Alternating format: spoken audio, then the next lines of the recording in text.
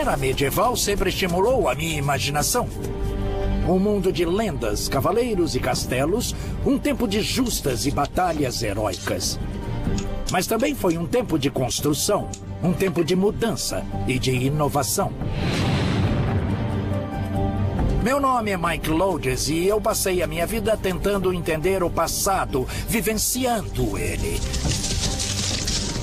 Eu sou um historiador que acredita que quando você coloca suas mãos no passado, você descobre o lugar surpreendente que ele era. Um mundo com desafios conhecidos, mas com soluções muito diferentes. Estou seguindo em uma jornada para explorar o mundo medieval. Um mundo que se estendeu por 1000 anos, da queda do Império Romano até a Renascença. Quero chegar o mais próximo possível da vida cotidiana das pessoas comuns. E para participar das perseguições da nobreza, vou experimentar o que era viver nesse fascinante período da nossa história. Algumas serão só detalhes do dia a dia e outras serão espetaculares. Tudo será 100% autêntico. Livre!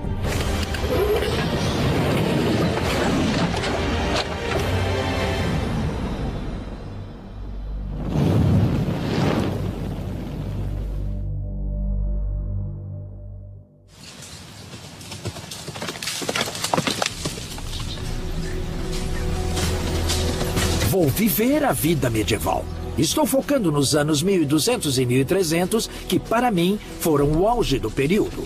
Vou começar com uma imagem clássica, um castelo. Os castelos antigos eram armas de intimidação e ataque. Não serviam apenas para defesa e não eram feitos de pedra. Os primeiros castelos eram assim, em montes altos, com torres de madeira, rodeados por uma cerca de paliçada de madeira. Na verdade, eles eram bem parecidos com os fortes americanos de 1800. Eles eram assim, eram fortes para a cavalaria e surgiram cerca de 1000 anos atrás com um novo tipo de guerreiro, o cavaleiro. Um guerreiro cavaleiro que montava orgulhoso e espirituoso o cavalo de guerra. E cavalos de guerra precisam ser alimentados, precisam de abrigo, de cuidados veterinários e de uma base. Essas bases como porta-aviões para os cavalos. Você poderia instalar sua frota de castelos de madeira no território inimigo enquanto avança nas terras a serem conquistadas. E daqui, controla a terra por 15 ou 25 quilômetros, na qual posso mandar uma patrulha vistoriária que vai voltar antes do anoitecer. Mas quem eram esses cavaleiros? A imagem popular romântica é do cavaleiro em sua armadura brilhante que passava o tempo combatendo e atraindo damas. Existe um pouco de verdade nisso, mas primeiro e principalmente, um cavaleiro era um soldado. O culto da cavalaria foi centrado e fundado na elite do guerreiro cavaleiro. A primeira arma de ataque foi a lança. Os cavaleiros eram tropas de choque que esmagavam tudo no seu caminho até a vitória com a força de impacto. Ah! Mas os cavaleiros, principalmente na Inglaterra, lutaram tanto a pé quanto a cavalo.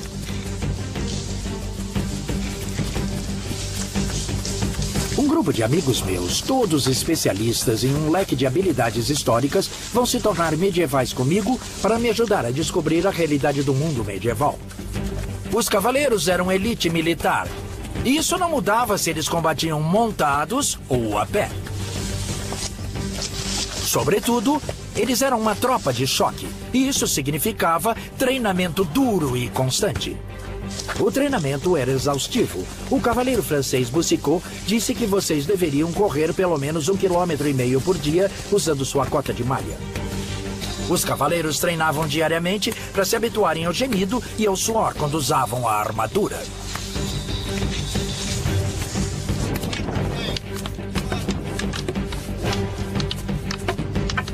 Este é o poste, um poste de madeira robusta que seria o equivalente medieval ao saco de boxe.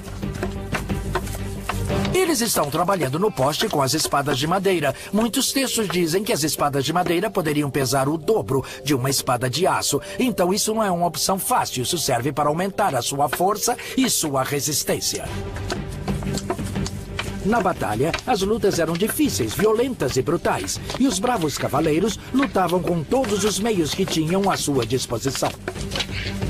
Eles usavam seus escudos para lutar, para bloquear com o corpo, usar a borda do escudo, mas é claro que o escudo no campo de batalha servia realmente para protegê-lo dos arqueiros. E é por isso que carregavam eles, mas quando eram usados para prensar os homens, também se tornavam uma arma.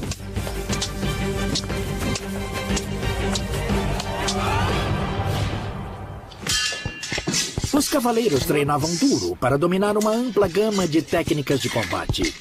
Lutas de contato físico eram uma parte essencial da luta de espadas medievais. Segurar a lâmina para usar a espada e a meia espada. Daqui, eu posso tirar a espada dele do caminho. Eu posso ir para o rosto, quebrar os dentes dele. Ou poderia pegá-lo com a guarda cruzada. Poderia acontecer em uma batalha o esmagamento de homens em ambos os lados. Eles esmagariam você. Então vamos empurrá-los. Eles estão ficando cada vez mais perto um dos outros. E por fim vão ficar todos juntos. E você não terá escolha se não entrar no confronto corpo a corpo. As técnicas de lutas corporais tinham um uso especial quando os cavaleiros se encontravam no campo de batalha. Eles tinham seu próprio código de honra, o cavalheirismo. E o meu parceiro de treinos, o Dr. Tobias Capwell, é especialista nessas regras. Os cavaleiros lutavam contra outros cavaleiros, outros iguais da mesma classe social. E dentro da Irmandade da Cavalaria, você não quer necessariamente ter que matar seus iguais o tempo todo. Você tem o processo de resgate. Você pode forçá-los a se renderem a você. Eles podem se tornar seus prisioneiros e você pode então vendê-los de volta às suas famílias com um lucro extraordinário. Mas eles não vão ceder facilmente. Você tem que derrotá-los, mas não matá-los. Sim, eu entendi. Agora eu tenho você em uma posição de quebra de braço. Ele poderia quebrar o meu braço. E eu poderia... Eu sinto que ele poderia quebrar o meu braço. Eu poderia deixar você pior até você se render. Eu me rendo. E eu lhe dou a minha palavra que me rendo. Agora sou seu prisioneiro. Pode me soltar. Tudo bem. Ai. O cavalheirismo funciona com pessoas da mesma classe social. Claro que se ele não perceber que sou da mesma classe social que ele, o cavalheirismo não funciona e ele me mata. Os cavaleiros eram ícones da era medieval, mas a imagem igualmente poderosa era o castelo. Os castelos evocam tanto o romance quanto o terror do período.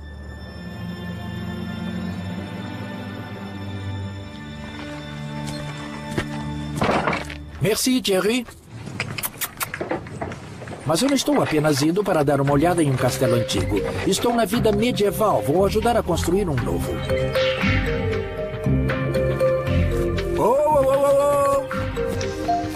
Esse é Guédelon, na França. Um pequeno time de especialistas está há 15 anos em um projeto singular. Eles estão construindo um castelo medieval em tamanho natural e técnicas de construção medievais. Não usam eletricidade, ferramentas elétricas, caminhões basculantes, tudo é feito à mão, exatamente como os construtores medievais teriam feito. Bonjour, Clément. Bonjour, monsieur. Tudo bem? Estou bem, obrigado. Todos os castelos começam assim, começam com uma pedra, começam na pedreira. Mesmo para a extração das pedras, usava-se somente as técnicas tradicionais e trabalho duro. Uma vez que a pedra era extraída, ela era moldada por pedreiros. O pedreiro-chefe era a pessoa mais importante em qualquer projeto de construção do castelo. Ele era o arquiteto, construtor, designer, artesão e engenheiro. Tudo em um. Abaixo do pedreiro estava um exército de comerciantes. Seriam até 200 homens para um castelo desse tamanho, fazendo de tudo, desde os andaimes de madeira até as telhas de barro e argamassa. Tudo do zero. Aqui eles estão fazendo a argamassa, o material que liga todas as pedras, uma mistura de terra e areia, cal e água. Como está? Tá bom. Os castelos ficavam no coração da comunidade. Todos passavam por esses portões, de camponeses a príncipes. Vão ser necessárias 45 toneladas de pedra para construir esse castelo. E tudo precisa ser suspenso usando nada mais do que a força humana. Então, como eles levavam as pedras para o topo? A resposta é um guindaste notavelmente avançado que podia levantar tanto quanto os guindastes das construções modernas. Esse é um mecanismo muito engenhoso. Essas rodas duplas têm capacidade para levantar 650 quilos. 2 de nós trabalham nessas rodas, andando igual a hamsters. Não é diferente de andar nas esteiras da academia. Você pode ver a enorme carga de rocha que estamos levantando.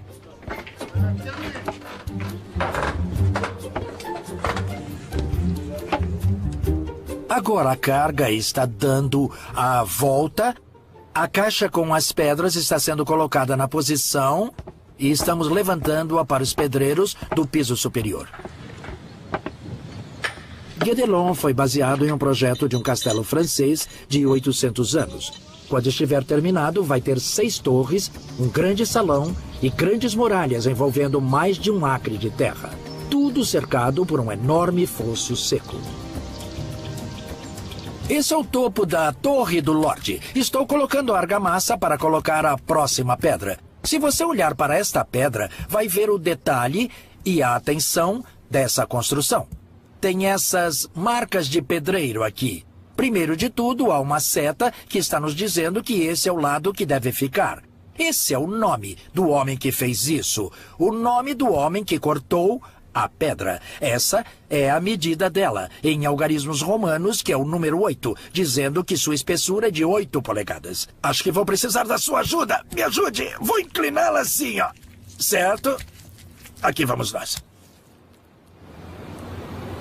E agora ela está presa de verdade. E essa pedra está perfeita. Eu construí um pequeno pedaço do castelo de Guédelon. Isso era engenharia precisa, criando construções que durariam centenas e centenas de anos. Os castelos continuam sendo uma vista majestosa da paisagem europeia de hoje. Eu sou o Mike Lodes e vou viver uma vida medieval para mostrar a vocês como era realmente a vida há 800 anos. É uma jornada medieval cheia de surpresas. Com poucas estradas decentes, de longe, a melhor maneira de se transportar mercadorias pesadas era de barco. Os mares europeus estavam cheios dessas embarcações comerciais. Barco de cargas como esse, conhecidos como cogs, eram os burros de carga do mar. Barcos de um único mastro, com velas muito pesadas, muito largos e com fundo achatado. Isso significa que eles podiam levar uma grande quantidade de carga. Esses decks podiam estar cheios de madeiras para a Escandinávia, abetos dos Bálticos, ou até mesmo trazendo gado ou carga viva de uma ponta a outra do país. Agora que o vento entrou na nossa vela, estamos nos movendo bem depressa. Esses barcos eram tão populares que por volta de 1300 só o reino da Dinamarca tinha uma frota com mais de 1000 deles. Uma característica particular do cog é que o leme de direção, o timão, é montado centralmente na parte de trás. Nos barcos mais antigos, esse lado era chamado de estibordo, que era o lado da direção. Foi daí que tiramos o nome estibordo ou boreste. Se você tem um mecanismo de direção, o seu estibordo está de um lado. Então, o porto deve estar do outro lado. Ou seja, port side, que na língua portuguesa é bombordo. O projeto de calado raso permitiu que você atracasse em qualquer porto da Europa. Assim, qualquer cidade costeira poderia receber o comércio internacional e se tornar assim uma porta de entrada para o resto do mundo. É isso aí! Esse lugar maravilhoso é o Centro Medieval da Dinamarca. É uma réplica autêntica do tipo de cidadezinha portuária que você encontraria em toda a Europa. Esse lugar é um museu de história viva, onde todos vivem da forma mais medieval possível. E você pode ver que há mercadorias de todo mundo aqui. Peles do Báltico, maravilhosos produtos de madeira, peças de cerâmica, roupas. Eu fiquei bonito com isso? Eu acho bonito. Fiquei bem assim? Ah, tá. Eu não sei o que elas estão dizendo, mas deve ter ficado bom. Elas estão falando dinamarquês e eu não entendo. Isso seria um grande problema para os viajantes medievais, não só quando viajam internacionalmente, mas em seu próprio país. Dialetos regionais eram quase como línguas diferentes. Então, um viajante de York acharia muito difícil de se fazer entender em Londres. O homem de Marseille seria incompreendido em Paris. Outro problema no mercado era ter certeza que você não estava sendo enganado. Os comerciantes que tentavam passar a perna no público, seja por inflacionar o preço, ou vender medidas menores, ou imitações baratas, eram envergonhados publicamente ao serem colocados no pelourinho. Existe um relato de Robert Porter, de 1387. Ele era um padeiro e tinha colocado pesos de ferro dentro do pão que ele estava vendendo para que ficassem mais pesados. Ele foi colocado no pelourinho e o peso de ferro foi pendurado no seu pescoço. E o pão também foi pendurado no seu pescoço, para que não houvesse dúvida do que ele tinha feito. Como se isso não bastasse, você tinha que suportar o abuso dos seus vizinhos também. Eles atiravam legumes podres, peixes, ovos, esterco animal, qualquer coisa que pudesse encontrar, e ele ficava lá por várias horas. Em uma comunidade pequena, essa humilhação pública tinha um grande efeito. Era o equivalente a estar na primeira página de um grande jornal de hoje. O pelourinho não foi a única punição. Os ladrões podiam ser marcados no rosto ou nas mãos, para que o mundo pudesse ver seus crimes para sempre. A ideia de que a Europa medieval era monótona e cinza é completamente errada. Na verdade, era vibrante com cores deslumbrantes. E para colocar essa cor em suas roupas, eles usavam um ingrediente surpreendente. Na verdade, o que estaremos usando é urina velha. Produzida pelo homem e tem que ser de um homem. E ela tem que estar velha. Tá, e me diga quanto tempo tem essa urina? Ela tem 1 mês. Julia Clark é especialista em tintas medievais. Lãs e tecidos foram tingidos com corantes vegetais. E para algumas cores, a urina era uma parte fundamental do processo. Aqui vai ele. Agora estamos adicionando a urina velha de um homem na mistura. Em Londres, por volta de 1300, havia baldes nas esquinas das ruas para que os homens depositassem sua urina, que depois eram recolhidas e levadas para as tinturas locais. É a amônia na urina velha que fixa o corante, mas a ciência moderna ainda não conseguiu descobrir se ela realmente tinha que ser de homem. O mundo medieval era um mundo artesanal. As necessidades diárias eram feitas com trabalho intenso e os produtos do cotidiano não eram feitos em fábricas de produção em massa, mas nas casas, por pessoas com habilidades artesanais. Até mesmo a tarefa simples de acender um fogo era uma verdadeira arte.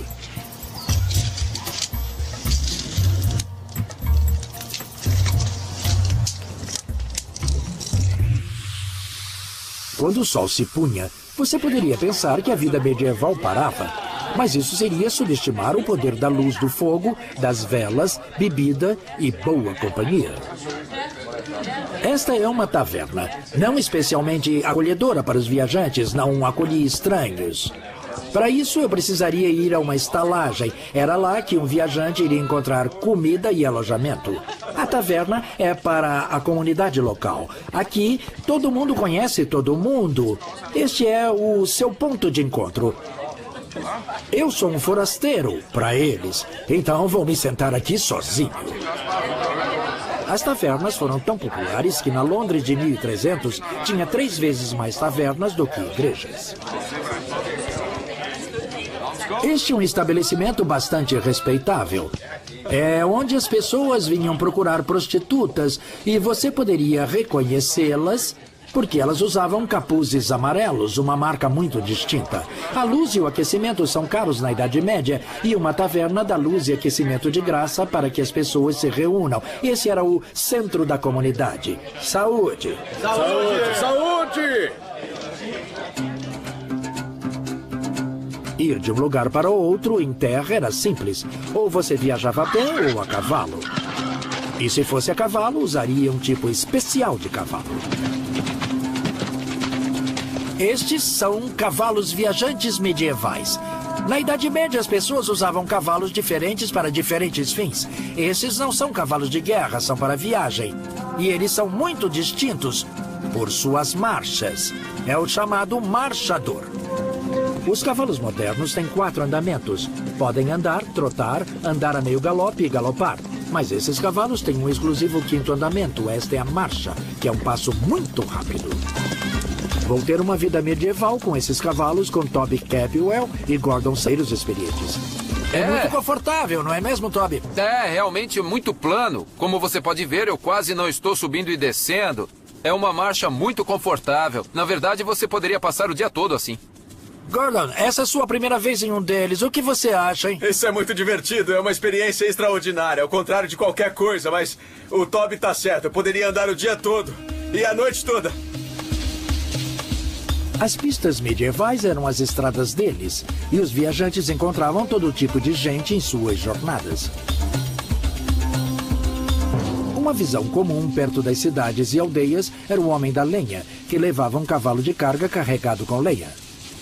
A única fonte de combustível para o aquecimento doméstico era a lenha. Esses homens levavam seus cavalos de carga para as cidades e para as aldeias. Eles eram os caminhões de combustível da época. Em Londres, por volta de 1300, tinha uma população de cerca de 80 mil pessoas. Dá para imaginar a quantidade de lenha que eles precisavam, não apenas para o aquecimento doméstico, mas para os fornos de cerâmica, os fornos de pão e para a forja do ferreiro.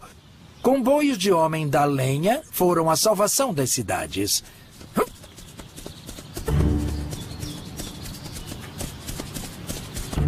Independente de quem ele encontrasse na estrada, o viajante medieval tinha que chegar ao seu destino antes do anoitecer. As florestas medievais deste período estavam cheias de bandidos, desertores do exército, fugitivos da lei e de seus senhores, procurando refúgio na floresta. E eles viviam como homens desesperados e precisavam de uma renda. Então, nós seríamos presas fáceis se não estivéssemos fortemente armados.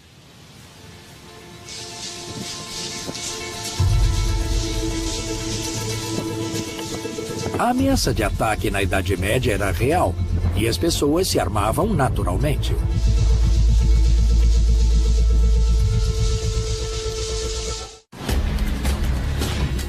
Eu estou vivendo a vida medieval para explorar a realidade da Idade Média. Foi uma época de engenho extraordinária e de surpresas. A urina velha de um homem.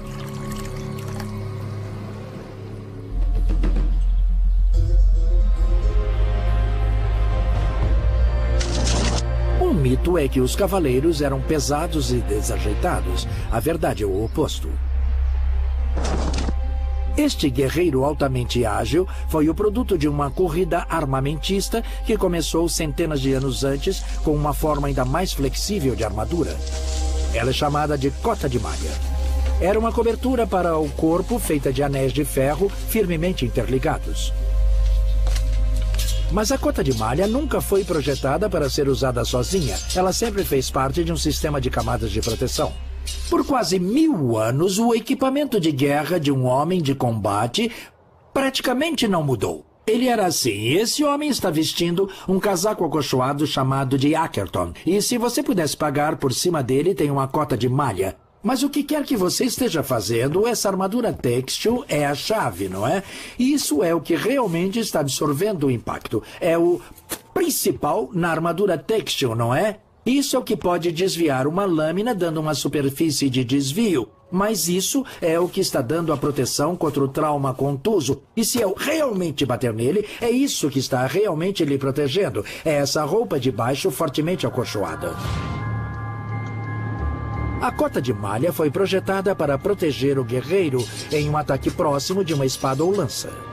Mas ele também tinha que se defender contra a arma de longo alcance do dia. Preparar? O arco de guerra. Disparar! Disparar! Não era nada novo o tiro com arco em batalha, mas os fabricantes de armaduras estavam contra o poder bruto do arco de guerra. Esta é a Sociedade Inglesa do Arco de Guerra. Esses são arcos fenomenalmente poderosos. A chave para esse poder é o peso de puxada. O peso de puxada de um arco é simplesmente a medida de quantos quilos são precisos para se puxar a corda até o máximo. O de Mark chega a 81 centímetros. Isso significa que esse arco é de 77 quilos. Ele precisa de 77 quilos de força para poder puxá-lo até o máximo. Então, qual era a eficácia desses arcos no campo de batalha? Na Batalha de Crécy, em 1346, os ingleses, sob o comando do rei Eduardo III, combateram um exército francês que estava em maior número, cerca de 5-1. Apesar das adversidades, as forças inglesas ganharam o dia. A chave para a vitória de Eduardo foram os arqueiros. Ele levou 7.000 arqueiros, quase a metade do seu exército, para a batalha.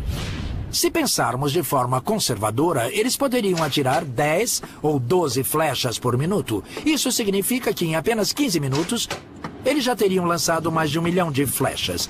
E essa foi uma batalha que durou muitas horas. Isso esgotaria os estoques de flecha muito rapidamente. E as flechas são uma munição extremamente sofisticada e muito cara. Então, qual é a melhor maneira de usá-las? Algumas pessoas acreditam que nas batalhas medievais, os arqueiros disparavam de longas distâncias, de até 300 metros. Eu acho que isso é improvável.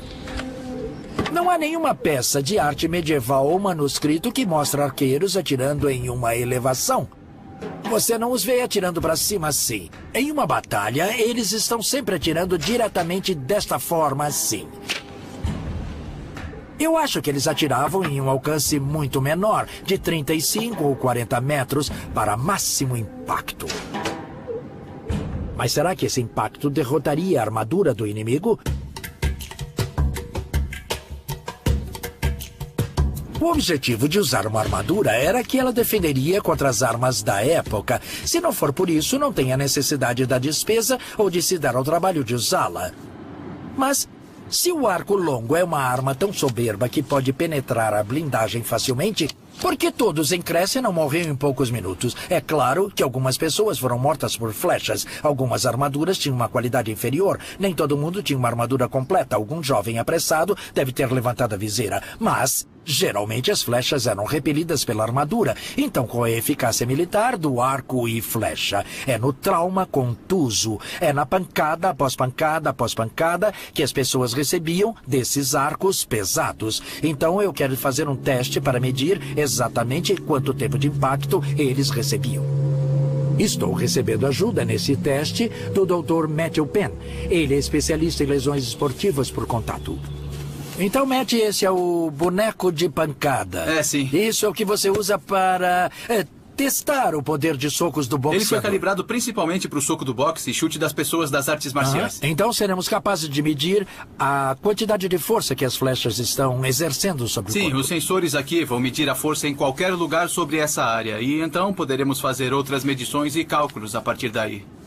Então a primeira coisa que precisamos fazer é colocar a armadura têxtil.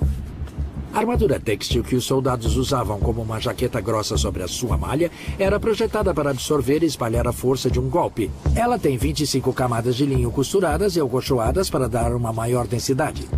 Então estamos colocando-a sobre a almofada de pressão e em seguida vamos colocar esta cota de malha com rebites por cima. Isso passa ali. Ele tem ombros grandes, não tem? Para o teste, ambos os arqueiros estão usando arcos de guerra de 65 quilos de puxada, a uma distância muito curta. Lá vamos nós. Os sensores no boneco vão gravar a força das flechas e vão retransmitir os dados para um computador. Certo, Mark Joe? Dispare!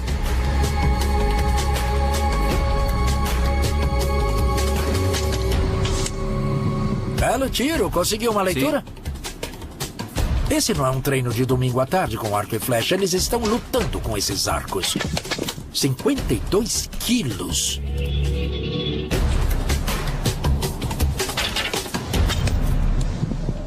Nossa, olhe para esse pico lá em cima. 136 quilos. 136 quilos, essa última flecha. Esses arcos são muito poderosos. Nessa distância muito curta, apenas 11 metros estão perfurando a cota de malha. A malha está absorvendo parte da energia delas e retardando-as, mas se você estivesse vestindo apenas uma cota de malha, isso seria profundo e você estaria morto. No entanto, você pode ver onde elas estão atingindo na armadura têxtil por baixo, certamente nem mesmo chegando até a última camada ou no boneco. Então, enquanto algumas flechas perfuraram a malha, nenhuma passou direto através da combinação grossa de malha e armadura têxtil. Mas é sobre a força do impacto. Então, Matt, temos aqui uma leitura de 137 quilos. Isso é equivalente a... Se você olhar para o impulso, o poder de parada que aconteceu, Sei. tem cerca de 10 newtons por segundo, que é, na verdade, o alcance médio para uma bala de uma Magnum 44. Há mais energia em uma arma, mas não há tanta... Então, qual é o dano que ela está fazendo? Suponha que são tecidos moles onde eu tenho órgãos aqui dentro. Ela tem potencial para causar muito estrago. A flecha não vai perfurar a armadura, mas a armadura está funcionando ao desviar e se recuperar. Se ela entrar um tanto assim, com bastante força, então vai causar danos com essa profundidade no corpo. O teste sugere que ataques repetidos de vários arcos de guerra ocasionariam um ataque debilitante com golpes pesados. Golpes que atenuam e enfraquecem o inimigo, minando a sua resistência e vontade. Mesmo as flechas não podendo penetrar a armadura, elas eram como os punhos poderosos com um soco de longo alcance. Preparar! Disparar!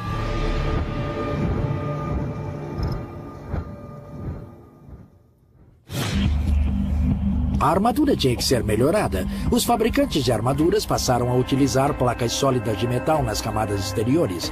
Mas havia um problema. Os fabricantes de armadura eram muito hábeis em trabalhar com pequenas placas, mas ainda não tinha tecnologia para fazer grandes placas rígidas para o corpo. Se você precisa cobrir o tronco, tem que encontrar outra resposta. E a resposta foi o revestimento de placas.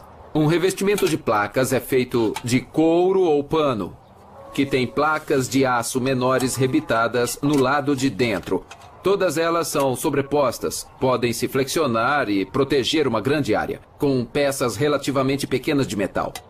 E esta é uma boa armadura, mas você ainda pode ser atingido entre as lacunas e ainda tem alguma flexibilidade, ainda tem alguns pontos, por isso não resistia ao choque tão bem como os modelos posteriores. Por fim, os fabricantes de armaduras descobriram como fazer placas sólidas para o peito, que cobriam o tronco inteiro. Agora havia uma verdadeira proteção contra os arcos de guerra. Conforme a tecnologia metalúrgica melhora conforme o tempo, lentamente vai aumentando o uso das placas de ferro, cada vez passando a cobrir o corpo todo. Mas um cavaleiro ou um homem de armadura usando esse tipo de conjunto poderia andar com uma confiança razoável em uma tempestade de flecha. A armadura daquele tempo fazia o seu trabalho e, em geral, era a prova das armas que havia na época. Sim, essa é a ideia. E assim que não fosse, ela seria melhorada. Até o fim da era medieval, o nobre guerreiro se vestia para a guerra de uma maneira que todos nós reconhecemos: o cavaleiro de armadura brilhante. Coberto da cabeça aos pés com placas de aço, ele era uma máquina de combate com grande mobilidade. Com cerca de 30 quilos, essa armadura pesa menos do que a carga transportada por um soldado americano moderno da linha de frente. A corrida armamentista entre armadura e flechas acabou. Seria necessário um novo tipo de arma para manter o equilíbrio novamente.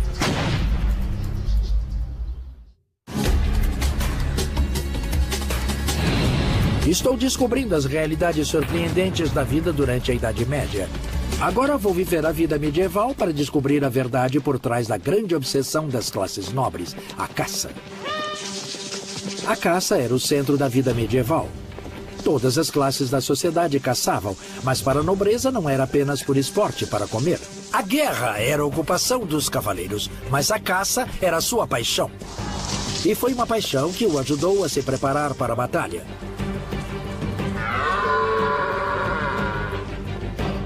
Um nobre francês da época escreveu: para todos os tipos de encontros militares, a caça é um treinamento melhor do que as justas. A caça era um evento altamente ritualizado e também regulamentado. Era um evento de status muito elevado. E para uma grande caçada, eles se reuniam na floresta ao amanhecer para um café da manhã formal. Bom dia, senhores. Bom dia. Obrigado, Steve. Isso é muito mais do que uma ocasião social, não é? Está reforçando toda a estrutura social. E você tem pessoas de todos os níveis sociais, todos com um trabalho a cumprir no campo de batalha. Isso é tremendamente importante, porque um exército medieval é carente de soldados, todos trabalhando juntos. A caçada foi meticulosamente planejada, combinando homens, cavalos e cães. Os cães medievais não eram como os modernos cães com pedigree. Eram tipos de cachorro criados exclusivamente para função prática. A primeira coisa era encontrar o cervo. Surpreendentemente, o mestre de caça pode decifrar as pistas deixadas pelo próprio animal.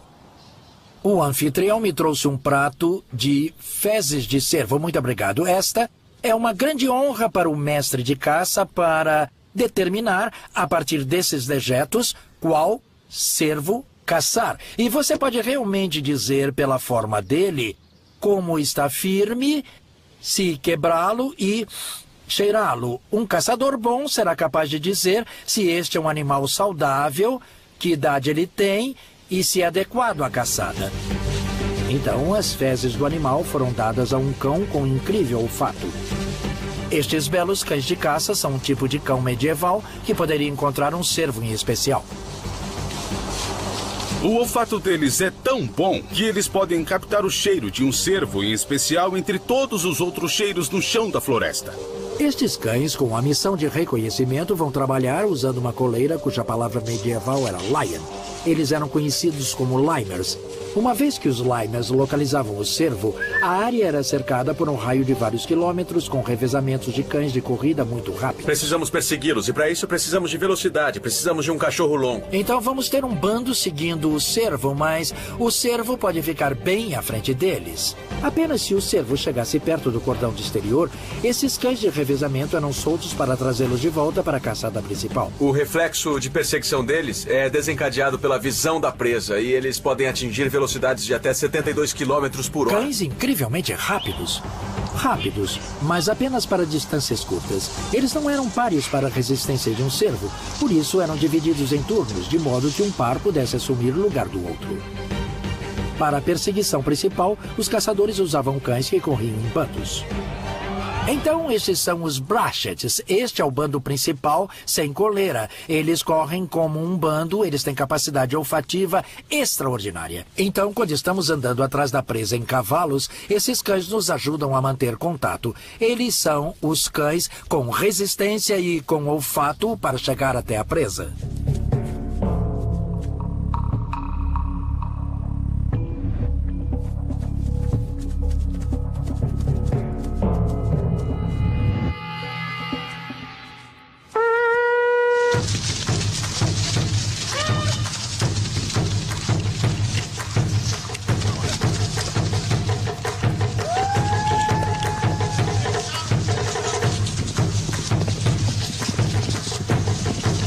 As táticas, o perigo, a adrenalina, a camaradagem, era como uma campanha militar. A emoção da perseguição era irresistível e preparava um homem para o rigor da batalha.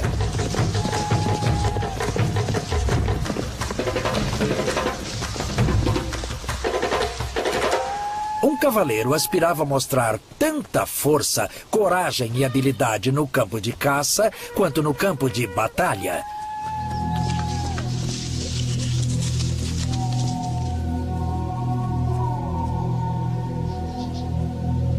A caçada perigosa era um jogo que poderia revidar e tinha um status especial. A façanha mais prestigiada de todos era caçar um belo javali. Imagine ele vindo até você, 350 quilos de músculos avançando e rosnando, armados com presas como adagas.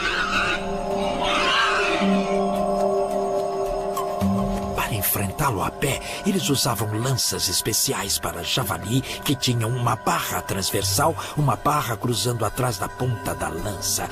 A ideia era que, mesmo se o javali estivesse preso na sua lança, mesmo se você conseguisse pegá-lo, ele teria o ímpeto de atacar e poderia vir direto para a lança e ainda acertar você.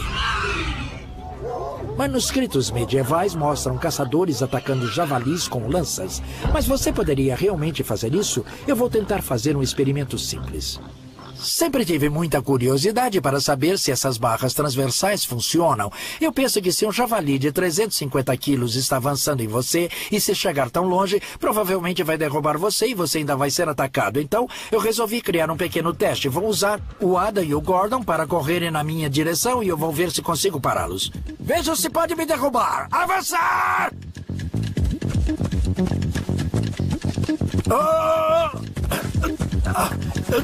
Obrigado. É necessário 2 pessoas para segurar isso. Então, pela minha posição, eu ia ficar sozinho e receber essa carga. Mas como tive um bom companheiro entrando, muito obrigado, então eu fui salvo da humilhação de ser atropelado por um pedaço de carne. Mas, de fato, seria um homem muito corajoso quem enfrentasse um javali avançando sem antes ser auxiliado por mastins. Esse era um outro tipo de cão medieval criado para apenas uma finalidade. Jake é um bulldog de Sussex. É um tipo de cão que na Idade Média seria chamado de um mastim. O focinho fica aqui. Isso significa que ele pode agarrar a presa, segurar a presa, puxar para baixo e continuar segurando. E mesmo assim ainda poderia respirar. Isso até que o caçador chegue com sua lança ou com suas espadas. De todas as formas que um homem poderia caçar, a mais nobre, a mais perigosa e a mais estimada era matar o javali montado a cavalo com uma espada.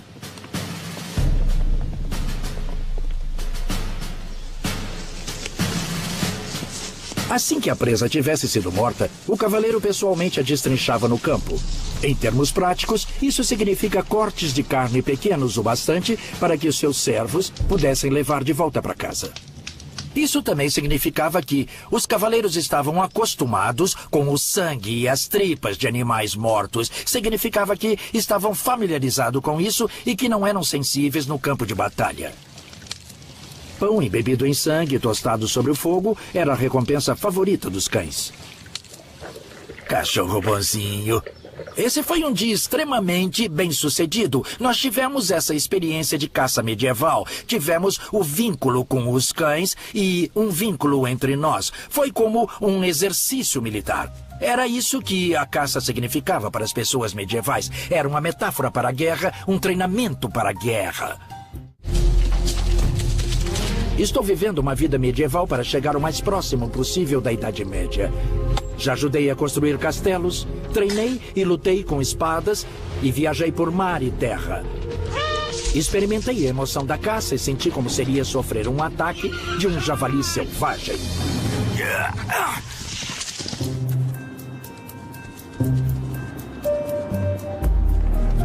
Agora estou carregando no pulso um dos predadores mais rápidos da natureza, um falcão. Por toda a emoção e prestígio do perigoso jogo da caça,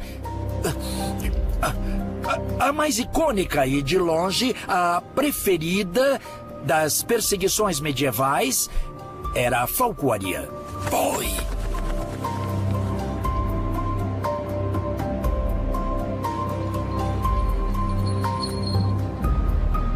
Para os ricos, os falcões eram uma das posses mais prezadas e uma oportunidade de exibir suas riquezas. Aí vai ela! Ha! Em 1368, o rei inglês Eduardo III gastou mais com seus falcões do que toda a renda anual de seu nobre mais rico. Ele também tinha poleiros para suas aves favoritas no seu quarto. Para um bom dia de falcoaria, não eram necessárias várias aves. As aves sobressalentes eram levadas nessa armação chamada de kedge, e o homem que carregava era chamado de kedger. Nos dias de hoje, chamamos as pessoas que carregam os tacos de golfe de caddy, originária dessa mesma palavra em inglês. Então, Lockhart, você nunca segurou um falcão antes, não é? Bem, vamos mudar isso. O falcão está usando um capuz para deixá-lo calmo e quieto. Esse é um falcão lanário. Ela se chama Baby. E os lanários eram aves de caça muito populares na Idade Média. Se fizer assim gentilmente, vai poder sentir o peito bem aqui. Está vendo como é estufado? Tô sim. Isso é porque ela voou e se alimentou, ou então foi alimentada. Você pode ver a pequena barriga. Ela foi alimentada e é por isso que ela está bem calma e se porta como uma ave que não está interessada em caçar, simplesmente por ter sido alimentada. Assim temos essa expressão. Temos várias expressões da falcoaria. Certo, sei. Eles naturalmente vão para o ponto mais alto. Certo. Você só precisa apontar seu dedo indicador aqui atrás, que ela vai subir nele. Certo? Sim. Olha, ela subiu. Certo, sei. Agora aperte com seu dedão. Sim, certo, entendi. Certo. Agora você a tem sob controle e ela está embaixo do seu dedão. É Sei. aí que a expressão tem origem, certo? E para uma segurança extra, vou colocar a coleira que está presa às faixas, vou enrolar isso aqui. Agora você a tem bem segura e ela está enrolada no seu dedinho. Como se sente? É uma sensação ótima. É incrível. Me sinto bem medieval. É muito... Nossa. É mesmo, Sim. isso nos conecta. Sim, do chão pro Com céu. os céus, Sim. do chão para o céu, absolutamente.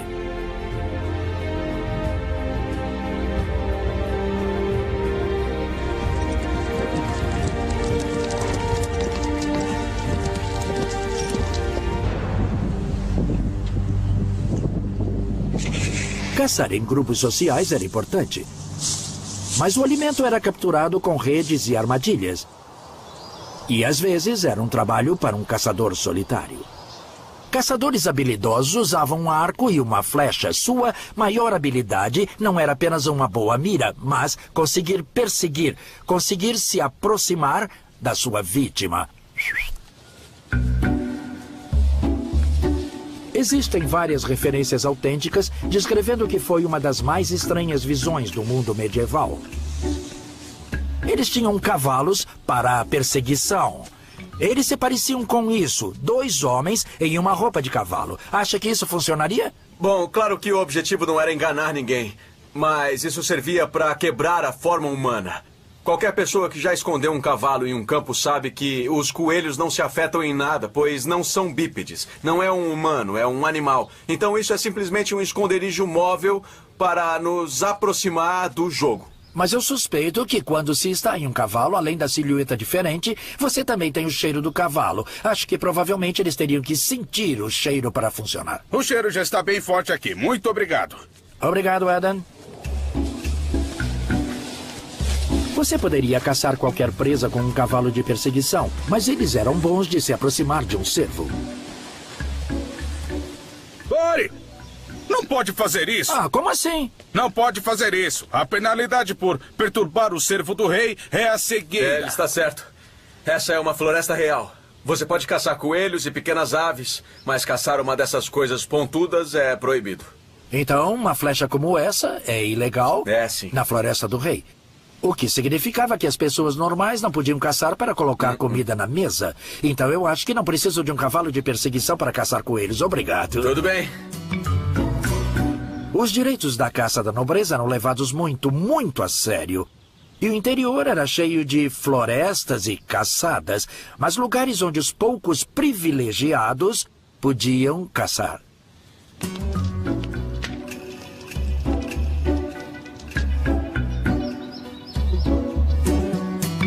Então, se não podiam participar da caça, o que as pessoas comuns comiam?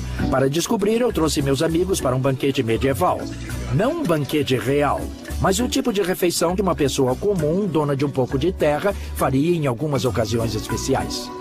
Mark Meltonville sabe tudo sobre comidas medievais e eu vou ajudá-la a preparar uma refeição.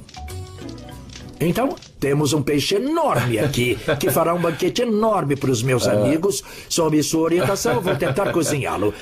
E é um lúcio. Também conhecido como lobo da água. Sei. Você não vê com frequência um lúcio nos cardápios de hoje, mas ele era muito popular na Idade Média. Mark, eu acho que é um grande mal-entendido entre as pessoas de que na Idade Média todos se empanturravam de carne vermelha o tempo todo, porque a carne era bem escassa. Para as pessoas comuns, mesmo com um pouco de dinheiro, não era possível matar uma vaca, porque de onde viria o leite? O peixe era uma proteína principal. Sim. É claro que não tinha refrigeração. Então, a menos que vivessem próximo ao mar, as pessoas comiam peixes de água doce, que também eram criados em lagoas locais. As lagoas podem ter suas águas modificadas, pode ter uma entrada e uma saída para que a água fresca passe por ela. Quanto mais limpa, melhor o peixe. Então, tem alguma receita medieval? Nós vamos assá-lo. O lúcio vai ser cozido dentro de uma crosta de massa e recheado com ervas, que a maioria das pessoas medievais simplesmente colhia do jardim. E essa massa vai ter um gosto bom? Não. Essa massa Tá foi bom. criada como uma panela para cozinhar. A ideia é que seja nossa assadeira. Eles ainda não tinham assadeiras, então enrolavam alguma coisa na massa. Essa seria a panela. Então essa massa era o papel alumínio medieval. Sim, era. Na verdade, queremos que fique razoavelmente bonito, porque não é só na panela, mas também o prato em que vamos servir a comida. Enquanto estamos cozinhando o peixe, os outros estão bebendo garrafões de cerveja. As pessoas bebiam cerveja em todas as refeições, até no café da manhã. Era surpreendentemente nutritivo e diferente da maioria das fontes medievais de água. A fermentação da cerveja tornava a bebida segura para consumo. Certo, senhores? Aqui está a melhor parte. Temos um lúcio assado. Vejam esse peixe. Começaria com um pedaço de peixe. A gente pode provar? Sim, experimentem. Tá muito bom. Tá ótimo. Eu preciso provar um pouco disso. É como... Tá muito bom. Eu gostei demais desse lúcio. Temos outros pratos medievais originais, incluindo carneiro assado, ervilhas moles e maçãs e mel cozido em leite de amêndoa. Muito doce. Está muito Tá bom. muito bom. Tá uma delícia. Temos algo chamado arbolete, que é queijo coalhado e ovos. Não é necessariamente do gosto Deve de ser a todos. aparência que não é muito agradável. Na verdade, não é como o queijo cottage. Isso tá muito bom. É melhor do que parece. Numa era antes dos garfos, a etiqueta era rígida quando o assunto era manejar o alimento na mesa. Você não comia apenas com a faca e os garfos, que não haviam sido inventados, mas usava os dedos de cortesia, que são esses dois, para quando comer a sua carne, esconder sua boca. É claro que as pessoas medievais não comiam assim todos os dias, mas elas tinham uma dieta bem balanceada para ajudá-las em suas vidas de trabalho duro. Era assim que eles conseguiam colocar toda essa bela comida na mesa. Fizemos coisas incríveis com os animais durante a minha jornada. Cavalguei um poderoso garanhão de guerra e corria em cavalos viajantes. Coloquei cães de caça no ritmo e fiz falcões magníficos voarem. Voe! O mundo medieval estava repleto de animais. A vida das pessoas dependia deles, e todos os animais tinham um trabalho a cumprir. Porco, porquinho. No interior, a maioria das pessoas tinha um porco. Eles tinham uma porca para reprodução. Os leitões iam para o mercado, mas eles deixavam um em casa para comer. No outono, eles o engordavam com um sistema chamado engorda, levando-o para fuçar em bosques comuns. Porco, porquinho, Aqui, porquinho. vem cá, vem. Esse Alex Langland, ele é especialista em lavoura medieval. A engorda consiste em fuçar os bosques. Nessa época do ano, você levava os porcos para fuçar, porque isso os engorda muito. O que eles fazem é isso que estão fazendo aqui. Remexendo o chão da floresta, procurando por castanhas, avelãs, frutos do carvalho, todas aquelas coisas que os alimentaria durante os meses do outono. Porco, porquinho. Sua caça por comida transformou os porcos nos trituradores do mundo medieval. Você quer limpar a terra? A melhor coisa a se fazer é usar o porco. Hoje temos essas máquinas de cultivo que entram e destroem tudo. Por que usar essas máquinas quando pode usar porcos para fazer Era isso? uma sociedade muito interdependente. Da mesma forma que a natureza é interdependente, as pessoas espelhavam esse mundo natural É. e tudo funcionava muito bem. Com certeza. Em uma época muito supersticiosa, às vezes os porcos eram tratados como humanos. Na França, em 1386, um porco foi acusado de matar uma criança. Ele foi levado a julgamento, condenado e sentenciado à morte em um enforcamento público.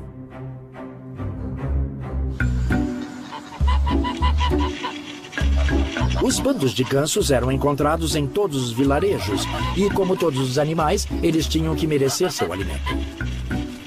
Uma das melhores coisas sobre o mundo medieval é como todo mundo dividia tudo. Então, você podia ter um criador modesto com um bando de gansos, mas ele teria um acordo com um homem, dono de um pomar. Os gansos podem fazer um bom trabalho aqui no pomar. Eles engordariam mantendo as ervas daninhas aparadas. E outra coisa é que as fezes das aves são famosas pela qualidade que têm em fertilizar o solo. E os gansos eram levados para o mercado. Sabe, tentar levá-los pelo pomar já é muito difícil. Todas as partes do ganso eram usadas. A carne e os ovos davam um excelente alimento. A gordura do ganso era usada para untar as peças de rodas d'água e as penas iam para a cama e para fazer flechas. Isso é, se você conseguisse pegá-las.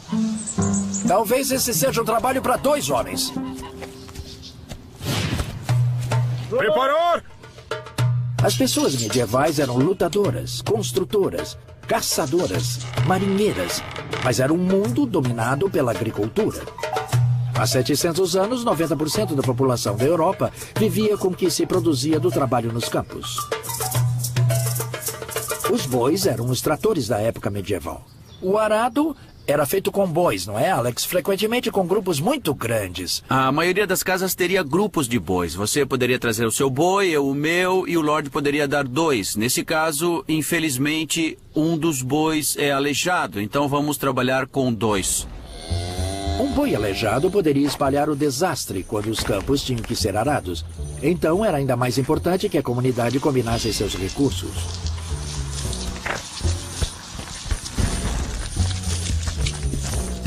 A verdadeira junta de bois. A junta de bois está por aqui há milhares de anos, e as pessoas medievais usavam essa antiga tecnologia para prender os bois ao arado. É um sistema muito simples, mas muito eficaz. É a melhor forma de aproveitar a força que esses animais têm nos ombros. E é claro que quanto mais bois estivessem trabalhando, mais fácil seria do que um único animal, e mais trabalho poderia ser feito em um dia. Bem, aqui vamos nós. Oh, é isso, devagar e com calma. Devagar e com calma, vamos lá? Vamos! Vamos. O problema dos bois é que eles precisam de encorajamento constante. Vamos, em frente. Vai. Uma mudança extremamente importante que aconteceu durante o período medieval foi um grande avanço na tecnologia agrícola, o desenvolvimento do arado pesado. Para mim, essa realmente é a ferramenta do mundo medieval. É o arado pesado. Ele possibilita que você corte as argilas espessas e duras pelas quais o norte da Europa é famoso. Antes desse arado, tudo o que se fazia era arranhar a superfície. A tecnologia aqui libera a fertilidade e isso é o importante, porque então os rendimentos explodem completamente. A população explode e você tem um grande crescimento nas cidades e mais dinheiro nas cidades maiores, o que pode pagar uma explosão populacional. E nada disso teria sido possível sem a força bruta dos grupos de bois que puxavam o arado. A terra medieval era dividida em faixas para os indivíduos trabalharem. Não tinha nenhuma cerca entre as faixas, mas todo mundo sabia qual era a sua. Mas basicamente todos trabalhavam juntos em uma comunidade para o bem maior do campo, se quiser colocar assim. Porque o lavrador poderia arar para todo mundo. É isso mesmo. Arar esses solos pesados é um trabalho duro e era um emprego qualificado. O lavrador seria pago com uma porcentagem da colheita ou da produção. Todas as outras pessoas viviam do que cultivavam. O que você quer fazer é conseguir o máximo de cereal durante todo o ano. Seja para ter cerveja ou pão de centeio ou comum, mas também você tem que separar grãos suficientes para plantar no ano seguinte também. É claro. E todo mundo tinha que cultivar o bastante para pagar seus impostos para o senhor feudal. O rico ficava mais rico com a gordura da terra. A riqueza da Idade Média estava no solo, estava na terra, e liberar o potencial dos solos pesados do norte da Europa que permitiu que ela florescesse nos séculos 13 e 14 e se tornasse o lugar mais rico da Terra. Estive explorando o mundo medieval. Disparar! Tanto na guerra quanto na paz. Pelo caminho, tentei desafiar nossas ideias sobre as pessoas e como elas viviam. Uma das percepções modernas mais comuns sobre a Idade Média é que todo mundo era imundo, sujo e fedido. Tenho certeza de que muitas delas eram, mas muitas hoje também são. A higiene pessoal não é uma questão se os produtos estão disponíveis, e sim se você usa ou não. Eles tinham sabão. A doutora Catherine Flower Bond é especialista na vida doméstica medieval e ela fez esses sabões com receitas medievais autênticas. Um sabão assim era caro? Estava disponível para todos os níveis sociais ou... Esse estava disponível para todos. Esse é um sabão especial, era feito de sebo, então... E é gordura de ovelha ou de cabra? Sim, era relativamente barato, mas também coloquei um pouco de urina velha. Eu também coloquei um pouco. Que tem amônia, que é alvejante. Isso, porque vai ajudar com as manchas difíceis, nos colarinhos e punhos, coisas que é mais difícil de tirar a sujeira. Qualquer camponês podia fazer isso. Isso, é relativamente barato de se produzir. E esse aqui é ainda mais barato porque ele é feito com a básica gordura de porco ou banha.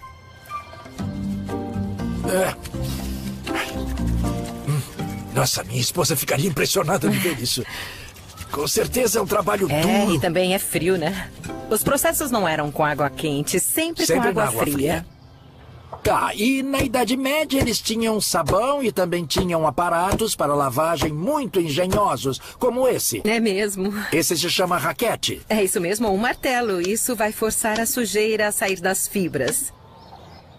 O processo é exatamente o mesmo que usamos com a máquina de lavar moderna. Mas esses são os sabões para as roupas e para as pessoas se lavarem. Bom, os sabonetes têm uma seleção aqui. Você pode colocar rosas ou calêndulas ou qualquer coisa que tenha um aroma que você goste. E assim seria um pouco mais caro. Esse é muito bom. Ou você poderia ter apenas uma barra simples, como esse aqui. E isso aqui é o que chamamos de sabão Castile. Eu posso sentir. Porém, ele era reservado só para as pessoas... Que é um sabonete extremamente luxuoso. A impressão que eu tenho é que ele tem um hidratante. É isso aí, é muito bom de usar. As pessoas medievais também não ignoravam os seus dentes. Nos dias de hoje, os americanos gastam 2 bilhões de dólares por ano em escovas de dente. Há 700 anos, elas eram de graça. Eram palitos como de avelã, palito de alcaçuz ou raiz de alteia, sabe? Se você mastigar, fica bem fibroso, como as cerdas de uma escova de dente. Não é tão suave ou confortável como uma escova de dente moderna, mas funciona. É uma... Desculpe, tem uns pedaços na minha boca. É um pouco... A pasta de dentes veio direto do jardim de ervas. Isso é sal e sálvia. É? Só esfregue na boca. É bem gostoso. Eu gostei. A sálvia acaba com sangramentos nas gengivas e o sal tira toda a placa. Mas não se tratava apenas de ter um hálito fresco e que fosse agradável socialmente. É isso mesmo. À volta deles tinha um mau cheiro muito forte, e então eles acreditavam que traziam doenças que podiam cheirar ou ingerir. Então eles faziam isso aqui, que eram essas contas... Colares com contas feitas de ervas, para que quando você saísse para a rua, para qualquer área diferente, mercado, qualquer lugar que cheirasse mal, você pegava suas contas, rolava nas mãos, cheirava, respirava o vapor e se perfumava contra essas doenças. É um cheiro muito forte e muito poderoso. É extraordinário que essa fosse a crença que você pudesse se perfumar, porque eles acreditavam que todas as doenças eram carregadas pelos gases venenosos, o mau cheiro na atmosfera, e que quando respirava isso, era assim que se pegava as doenças. Se perfumar com ervas não funcionasse, as pessoas poderiam ir ao médico local para um dos tratamentos mais bizarros da Idade Média. Já fiz muitas coisas medievais na minha época, mas nunca tentei isso antes. Ser sangrado por sanguessugas. Rory McCready é especialista em medicina e cirurgia medieval. Uma cosquinha. Deve ser isso. Então você colocou um sanguessuga no meu braço? Sim. Eu sinto uma leve picada quando quando ele está se prendendo. E essa era uma prática básica na medicina medieval. O mundo medieval acreditava que seu bem-estar era controlado por 4 misteriosos fluidos corporais chamados humores. Eles eram a bile preta, a bile amarela, a fleuma e o sangue. Ser sangrado por sanguessugas supostamente manteria esses humores em equilíbrio. Você seria sangrado com frequência. A ideia era que sangrasse frequentemente e mantivesse tudo em equilíbrio. Isso faria com que eu me sentisse bem. Sim. Daí você não ficaria doente ou mal. É daí que vem a palavra moderna. Ah, entendi. Agora ela está ficando bem gorda e está injetando uma enzima em mim que afina o meu sangue, um anticoagulante. Sim. As enzimas das sanguessugas estão sendo muito usadas por pessoas que têm derrames para quebrar os coágulos de sangue.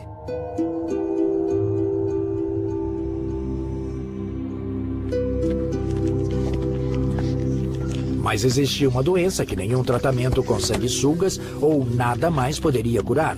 Era chamada de peste negra.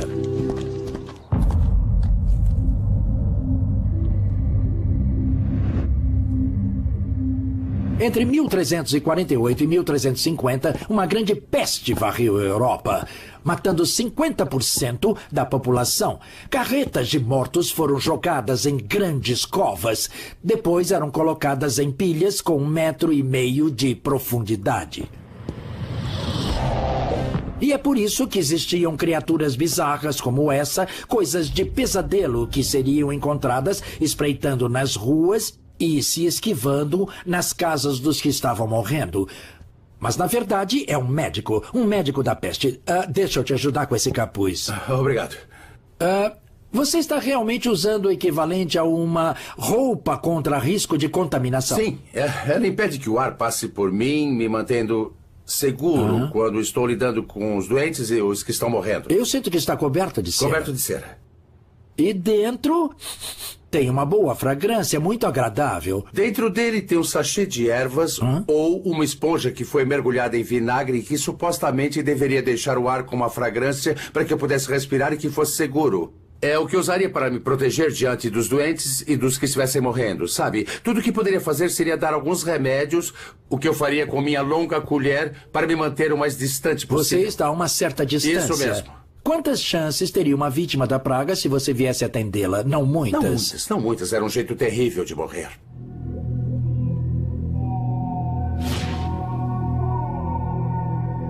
Espalhada por moscas e carregada por ratos, a praga fazia suas vítimas passarem por uma morte horrível.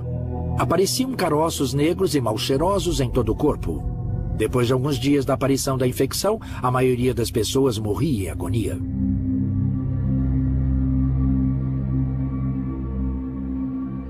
A peste negra era um grande fracasso da medicina medieval. Eles não sabiam de onde ela vinha e não sabiam como tratá-la. Era um enorme fracasso que acabou levando o fim do mundo medieval.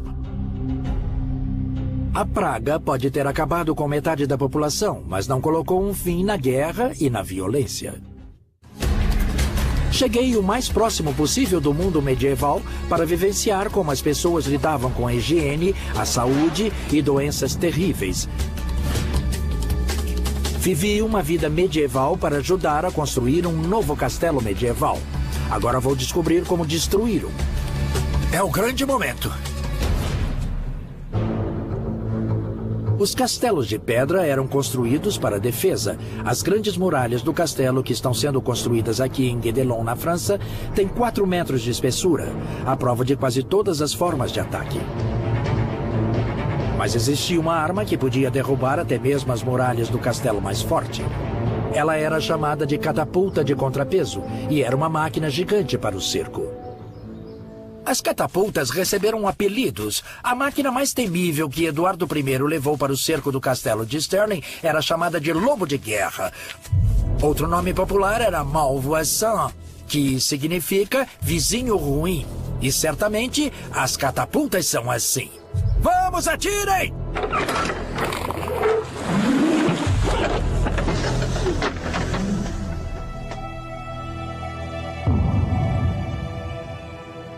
Esse deve ter alcançado pelo menos 500 ou 600 metros. Vamos carregar e fazer de novo.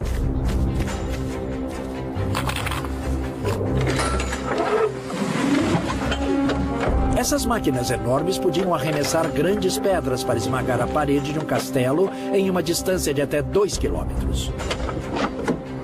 No centro medieval na Dinamarca, construíram uma réplica operante em tamanho natural de uma catapulta. E aqui está como ela funciona.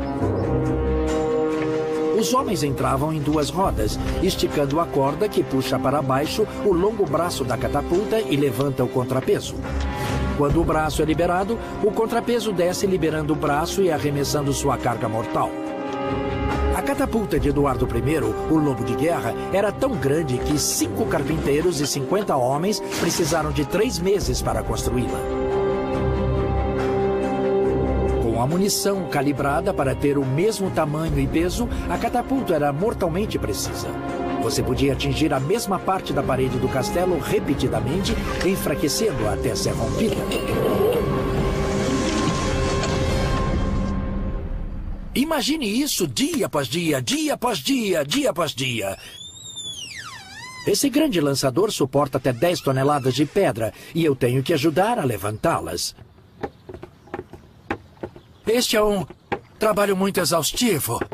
Eu tenho certeza de que tem muitas formas de medir a energia, joules, watts e todo tipo de coisa. Mas não tem nada como medir a força dessa grande máquina entrando nela.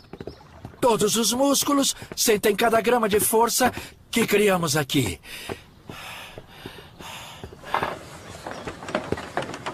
Uma equipe fortalecida pela batalha poderia levantar o contrapeso em 15 minutos. Isso significa um bombardeio constante de pedras durante todo o dia. E durante a noite também. As pedras não eram as únicas coisas usadas em catapultas. Também eram usadas para arremessar as carcaças apodrecidas de animais mortos para espalhar doenças dentro do castelo. Eram usadas para lançar colmeias de abelhas. Eram usadas para enviar para casa as cabeças decapitadas dos prisioneiros inimigos. Eram usadas como armas de terror. Mas o mais assustador de tudo, eram usadas para lançar grandes bolas de fogo.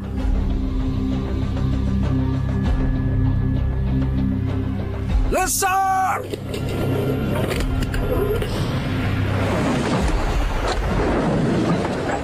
Olha isso! Tem uma rajada de chamas pelo céu! E as bolas caíram no telhado do castelo, caíram em estruturas de madeira, nos estábulos e em todas as construções no pátio e colocaram todo lugar em chamas. Os defensores do castelo tinham que estar preparados para esperar por muito tempo. A maior parte da guerra medieval era feita em cerco. Por isso, você devia poder suportar isso por meses se fosse necessário. A coisa mais importante sobre o castelo é que ele tenha um fornecimento de água dentro de suas paredes. Muitos castelos tinham 2 ou 3 poços. Você poderia suportar um cerco por semanas, talvez meses, com pouquíssima comida, mas ficaria apenas dias sem nenhuma água. Por volta de 1440, o castelo de Harlech, no país de Gales, foi cercado por 7 anos, o cerco mais longo na história britânica. Mas os soldados atrás das muralhas do castelo não estavam sem defesa. Se o inimigo começasse a lançar flechas, os defensores poderiam atirar das fendas longas e estreitas construídas nas paredes. Elas eram aberturas para flechas, e estou na vida medieval para experimentar uma ideia que tive sobre como seria a melhor forma de usá-las. Se você tem homens correndo para suas muralhas, você precisa disparar o máximo possível. Então você precisaria trabalhar em equipes como essa. 2 homens operando em uma abertura. Isso também dá ao inimigo a impressão de que você tem forças maiores do que na realidade tem. Você pode achar estranho que estamos atirando nessa distância, mas existem 2 motivos para isso. Não aguento essa proximidade porque o meu arco vai bater aqui. Mas tem outro motivo para ficar afastado. E se chama o paradoxo do arqueiro. Quando uma flecha deixa o arco, A força da corda atrás dela faz com que ela dobre no arco. Na verdade, o que acontece é que ela dobra bastante assim. E quando ela volta, ela dobra para o outro lado. Nos primeiros 4 ou 6 metros, ela faz esse progresso sinuoso. Fica assim quando desaceleramos a imagem 150 vezes.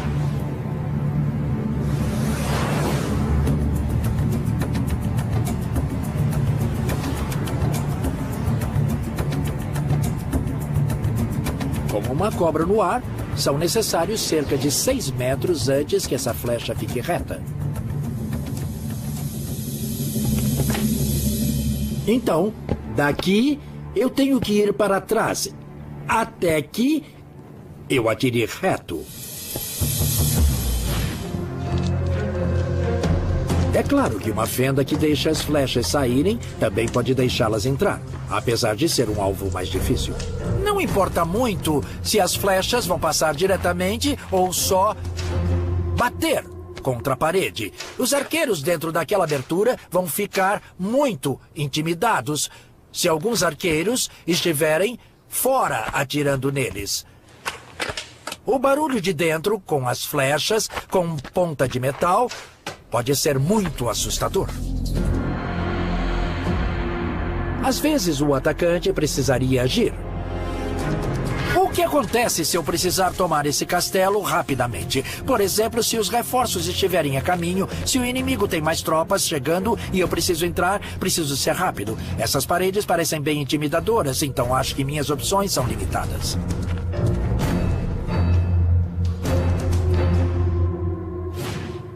Uma das formas mais desesperadas e com certeza uma das mais perigosas de tomar um castelo era escalando ele, passando por cima das muralhas. Às vezes eles construíam torres de cerco elaboradas, mas uma das mais frequentes era apenas uma questão de homens corajosos e escadas. Era algo extremamente perigoso, com pessoas jogando pedras na sua cabeça e também arqueiros que podiam atirar da lateral. Mas você tinha que continuar, tinha que subir a escada. Tem homens atrás de você. Quando você chegasse ao topo, não receberia boas-vindas amigáveis. As pessoas iam atacar você. E agora isso se torna um problema para mim. E estou pendurado na escada com uma mão e tenho meu escudo na outra mão. Fica muito difícil desembainhar a minha espada, é estranho. Talvez eu consiga tirar uma adaga com mais rapidez, mas provavelmente não intimida muito você, não? Não, porque eu posso atacar com a minha espada assim e depois empurrar você. A opção óbvia para mim aqui é tentar empurrar a escada da parede, mas eu não consigo movê-la. Vocês teriam 15, 20 grandes soldados atrás de mim nessa escada. É um peso enorme contra a parede. Para poder tirá-la, você precisaria de uma grande força, precisaria de pessoas, de uma barreira. Eu preciso de uma barreira e de 10 homens fortes para exercer essa influência contra ela, mas isso vai precisar de 10 defensores vitais. Então, o meu trabalho não é tanto passar por ela, o meu trabalho é me demorar, desembainhar minha espada e continuar mantendo a posição, manter você onde você está, manter você sempre lutando e ocupado. Mas mesmo que você consiga escalar as paredes e entrar no castelo, os defensores ainda tinham um último truque guardado. Então eu passei as defesas externas, passei pela muralha, passei por essa porta de ferro protegida. E agora estou nessa pequena câmara, a última trincheira, na torre central. Mas a engenhosidade dos projetistas do castelo daquela época não tinha limites, porque acima de mim está um buraco assassino.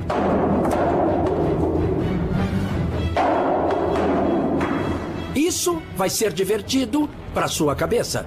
Ele pode estar armado com centenas de pedras lá em cima. Você pode colocar apenas 4 ou 5 homens aqui. Pode acabar com eles. Não importa o tamanho do seu exército. Você pode derrotá-los nessa última posição. Estou vivendo uma vida medieval para confrontar nossos conceitos errados do período e para vivenciar a vida medieval por mim mesmo.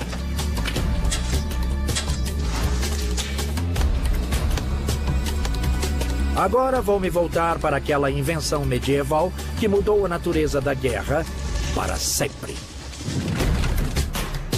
Em grande parte da Idade Média, as guerras foram feitas com espadas, lanças e flechas. Mas no século XIV chegou uma invenção na Europa que mudaria tudo isso. A arma. As primeiras armas na Europa eram assim. Eram desse tamanho. Na verdade, essa é uma réplica de uma arma Lussaud, a arma mais antiga escavada arqueologicamente na Europa. Pode não parecer muita coisa, mas essa arma foi uma reviravolta na Guerra Medieval. Pode demonstrar isso para mim? O especialista em armas, Jens Christensen, está me ajudando a carregá-la. O surpreendente na primeira arma é que ela não lançava uma bala de canhão. A primeira munição que foi usada foi isso, uma flecha. E se parar para pensar, isso não é tão surpreendente, porque se você nunca viu uma bala de canhão, por que pensaria nela como a primeira munição a ser usada? Eu uso um martelo para ter certeza de que está boa.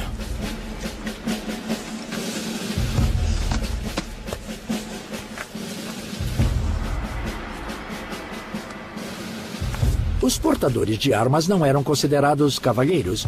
Eles sofriam ameaça de que, se fossem capturados, teriam suas mãos cortadas e seus olhos extraídos.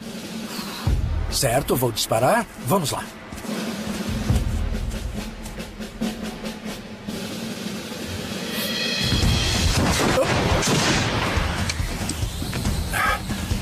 Você tem uma chance. A flecha quebrou em algum lugar. Ela despedaçou. A força do impacto que quebrou isso.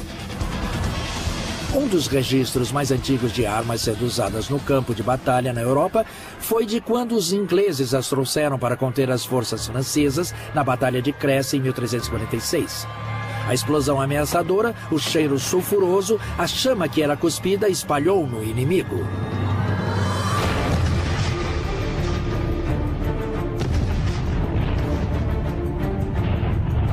Uma crônica da época disse: eles fizeram um barulho como um trovão e causaram muitas perdas entre homens e cavalos.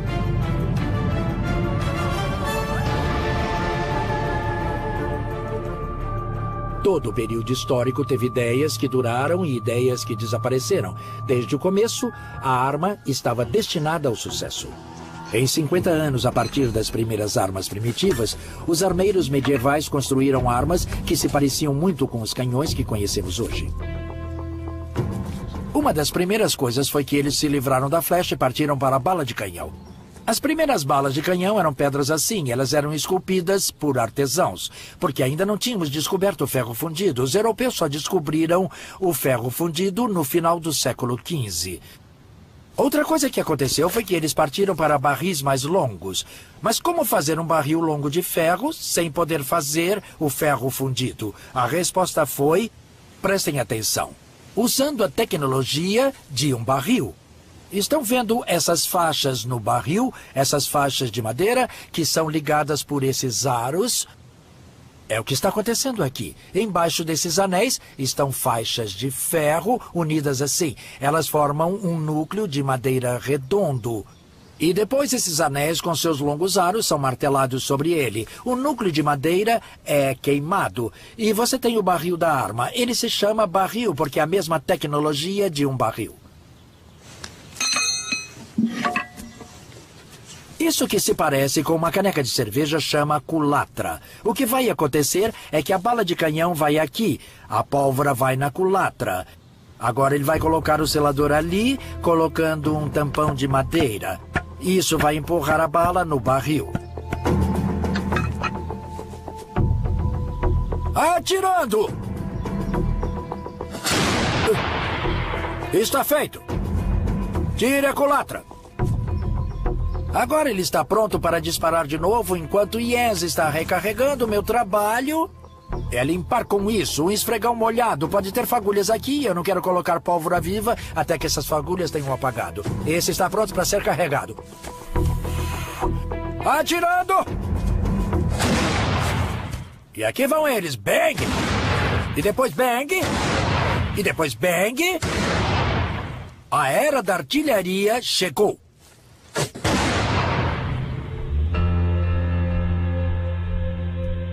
O surgimento da arma foi um dos sinais de que o período medieval estava acabando. Ele mudou o curso da guerra e da civilização para sempre. A vida medieval foi uma jornada incrível. Eu ajudei a construir e a atacar castelos medievais. Eu arei com bois e provei comida medieval. Eu cacei com cães de caça e lutei com espadas. Eu viajei em barcos e cavalos e vi um grande e vistoso pedaço da vida medieval.